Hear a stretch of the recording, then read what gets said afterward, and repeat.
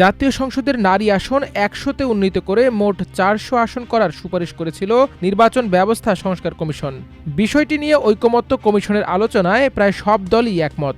তবে নির্বাচন পিআর পদ্ধতিতে না হলে এ সংস্কারে বাংলাদেশ জামায়াতে ইসলামী একমত নয় বলে জানিয়েছে দলটি। ঐকমত্য কমিশনের সিদ্ধান্ত হলে নারী প্রার্থী দেবে জামাত। শনিবার একটি গণমাধ্যমে এমন খবর প্রকাশ করা হয়েছে।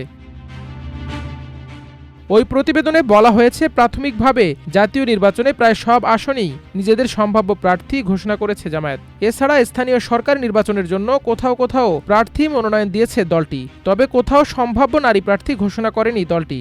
নতুন করে জাতীয় নির্বাচনে ১০০ নারী আসনে নির্বাচনের ক্ষেত্রে সরাসরি ভোটের আলোচনায় জামায়াত আংশিক মত দিয়েছে। এক্ষেত্রে শর্ত দিয়েছে পিআর তথা আনুপাতিক প্রতিনিধিত্ব ভিত্তিক পদ্ধতিতে নির্বাচন হতে হবে। দলটির নেতাদের দেয়া তথ্যের ভিত্তিতে জানা যায়, বাংলাদেশ জামায়াতে ইসলামী ধর্মভিত্তিক রাজনৈতিক দল হওয়ায় নারীরা অন্য দলের মতো নারী পুরুষ সবার মাঝে কাজ করে না। নারী শাখার কর্মীরা নারীদের মধ্যেই কাজ করেন। এছাড়া ভোটের সময় নারী পর্যায়ে প্রচারণা চালান।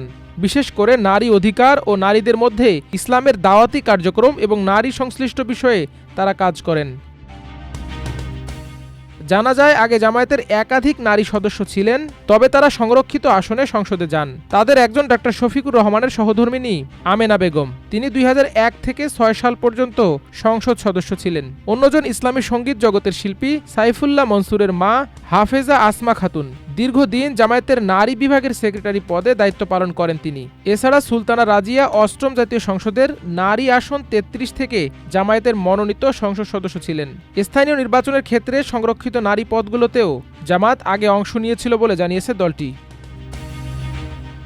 ইসলামী ছাত্র শিবিরের সাবেক কেন্দ্রীয় সভাপতি এবং জামায়াতের নির্বাচনী বিভাগের সদস্য ও দলটির কুমিল্লা ১০ আসনের মনোনীত প্রার্থী মোহাম্মদ ইয়াসিন আরাফাতের বরাতে ওই প্রতিবেদনে বলা হয়, সংরক্ষিত নারী আসনে যদি নির্বাচন অনুষ্ঠিত হয় তাহলে জামাত অবশ্যই প্রার্থী দেবে। তবে এখনও বিষয়টি ঐকমত্য কমিশনে আলোচনার টেবিলে আছে।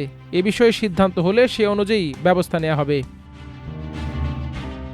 এবারের সংরক্ষিত নারী আসনে ভোট হলে আপনারা প্রার্থী দেবেন কিনা এমন প্রশ্নের উত্তরে দলটির নায়েবে আমির আব্দুল্লাহ মোহাম্মদ তাহের বলেন, আমরা প্রথমত পিআর পদ্ধতিতে নির্বাচন ও আগে স্থানীয় নির্বাচনের দাবি জানিয়ে আসছি। তবে ঐকমত্য কমিশনের সংরক্ষিত নারী আসন ১০০টি করার কথা আলোচনা হয়েছে।